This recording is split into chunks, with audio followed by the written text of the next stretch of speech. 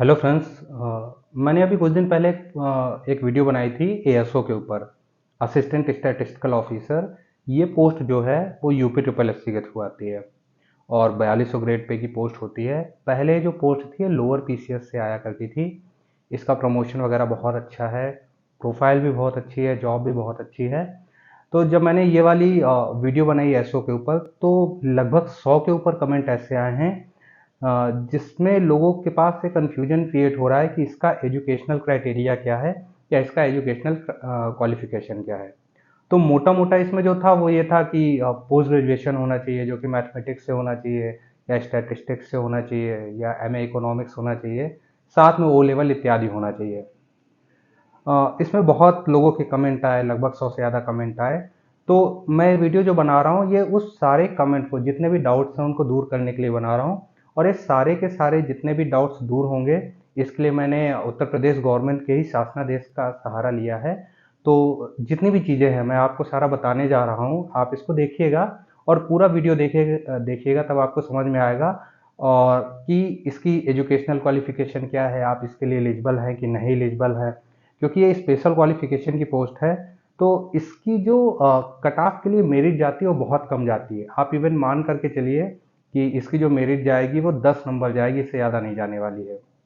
पहली चीज़ तो ये। दूसरा, अभी हाल ही में पता चला है और विभिन्न न्यूज़पेपर इत्यादि में निकला हुआ है कि लगभग 1000 से 1500 पोस्ट ऐसी हैं जो एसओ की आने वाली हैं। और चूंकि ये 4200 ग्रेड पे की पोस्ट है, प्रमोशन अच्छा है, कुछ समय बाद ये आफ्टर 5 और 10 ईयर पर्सन अपर पीसीएस में पहुंच जाता है। और जिस हिसाब की ये पोस्ट है, जिस हिसाब से इसका ऑरा है, उस हिसाब से इसकी जो क्वालिफिकेशन है और जो सारे इसमें स्पेशल क्वालिफिकेशन मांगी गई हैं, तो इसमें कंपटीशन बहुत कम हो जाता है। कंपटीशन कम होने की वजह से लोगों के को इसमें क्वालिफाई करने के चांस बढ़ जाते हैं। तो एक बहुत अच्छी पोस्ट है। मैं आगे आपको ये सारा शासनादेश इत्यादि दिखाऊंगा और इसमें आपके जितने भी डाउट्स हैं वो सारे क्लियर हो जाएंगे। रिक्वेस्ट बस ये है कि आप इसको लास्ट तक देखिएगा। इस वीडियो को देखने के बाद आपका कोई भी किसी भी तरीके का एजुकेशन से रिलेटेड, इसकी जो क्राइटेरिया है उससे रिलेटेड जितने भी डाउट्स होंगे वो सारे दूर हो जाएंगे। तो इसको पूरा देखिए। हाँ देखिए फ्रेंड्स, ये जो मेरे पास नोटिफिकेशन है, ये notification UP triple S C की जो एएसओ की इसके पहले वैकेंसी आई थी 2019, उसका नोटिफिकेशन है। इसको देखते हैं, इससे आपको काफ़ी कुछ समझ में आ जाएगा। तो इसमें जो पोस्ट निकलती हैं वो एक सहायक सांख्यिकी अधिकारी और सहायक शोध अधिकारी, इन दोनों की कंबाइन निकलती है 2019 में जो निकली थी। और इसमें देखिए, सबसे पहले तो यहाँ पर आते हैं कि आवेदन की प्रक्रिया वगैरह तो वही ऑनलाइन आपको अप्लाई करना है। और इसका 185 रुपये के आसपास का इसका चार्ज था। ये सब हम लोगों के मतलब की चीज़ नहीं उतना।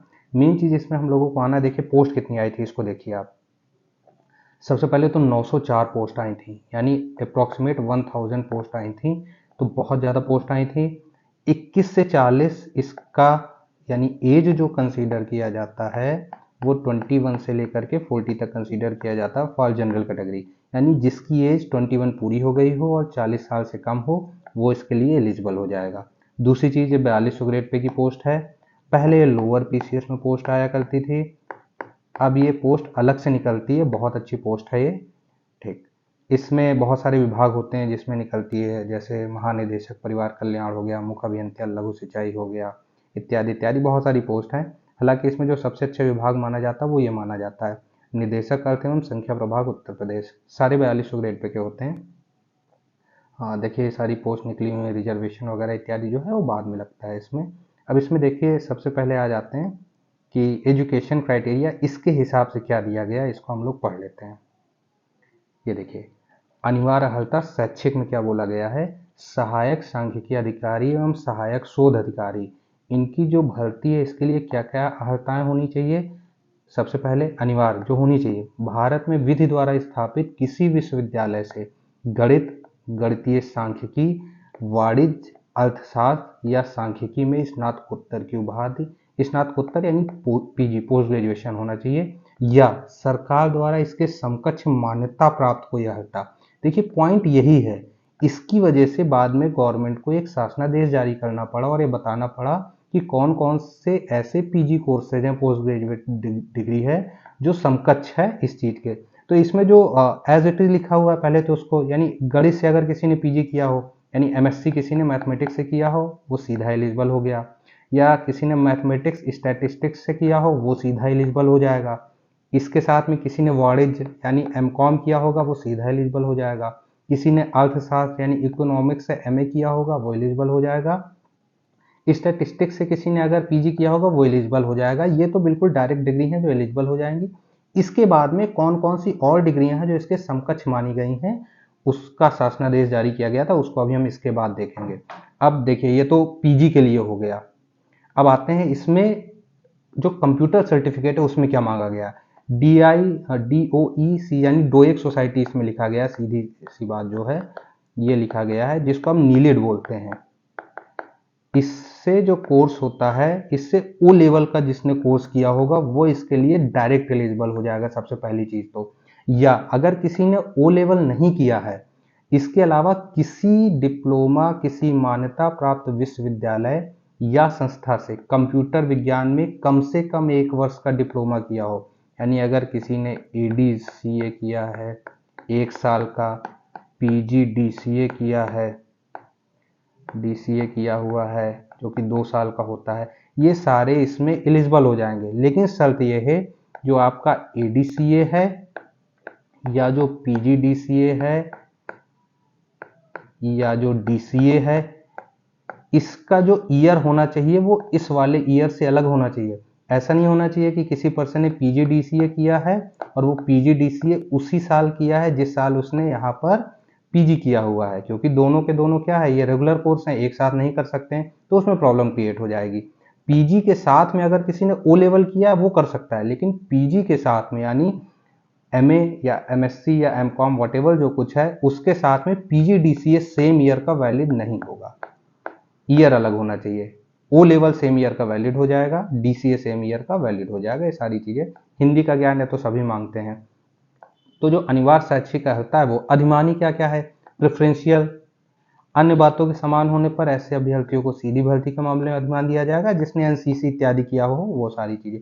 अब एज, जिस पर बहुत लोगों को कंफ्यूजन हो रहा था, उसमें इन्होंने कहा है कि जब ये नोटिफिकेशन निकला था उसमें इन्होंने अलग से स्पेसिफाई किया था कि 1 जुलाई 2019 को उस पर्सन की एज 21 हो गई हो और 40 से कम रही हो, वही इसके लिए एलिजिबल हो। ये सारी चीजें उसमें बताई गई थी।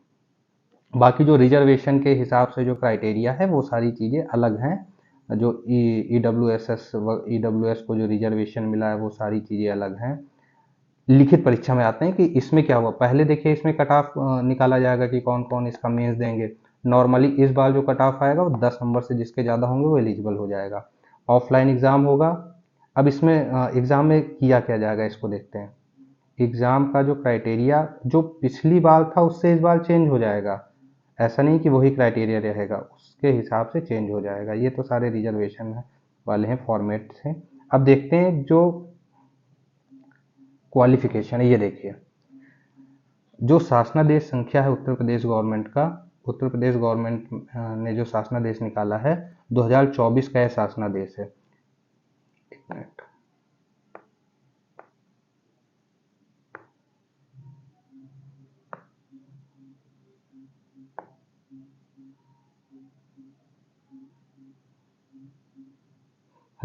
ये देखिए ये 2024 का शासनादेश है जो उत्तर प्रदेश गवर्नमेंट ने निकाला था, और इसमें उन्होंने स्पेसिफिकली बताया है। देखिए उत्तर प्रदेश गवर्नमेंट का इसमें लिखा हुआ है सहायक सांख्यिकी अधिकारी, सहायक शोध अधिकारी का जो है उसमें जो एजुकेशनल क्वालिफिकेशन मांगी गई थी, तो इसमें समकक्ष अर्हता के निर्धारण के लिए क्या किया गया है, ये पूरा शासनादेश है, इसको समझिए। देखिए इसमें आप इसको सर्च भी कर सकते हैं। इस डेट को डालिएगा, इस डेट से सर्च हो जाएगा। कार्मिक अनुभाग 2 डालिएगा और ये डेट डालिएगा तो निकल आएगा। आप इसको खुद ट्राई कर सकते हैं। हालांकि मैं बता दे रहा हूँ, इसमें देखिए पहले क्वालिफिकेशन क्या मांगी गई थी, गणित से एमएससी हो, गणितीय सांख्यिकी से हो, वाणिज्य यानी एमकॉम हो, अर्थशास्त्र एमएस से, इकोनॉमिक्स से किया हो या सांख्यिकी में किया हो, ये। अब समकक्ष में इन्होंने बहुत सारी अर्हताएं दी गई हैं। उस अर्हता में क्या क्या उन्होंने दिया देखिए, ये लिखा हुआ है शैक्षिक अर्हता गणित या गणितीय सांख्यिकी, वाणिज्य अर्थशास्त्र या सांख्यिकी में स्नातकोत्तर के समकक्ष निर्धारित किए जाने का निर्णय लिया गया। यह है क्या क्या,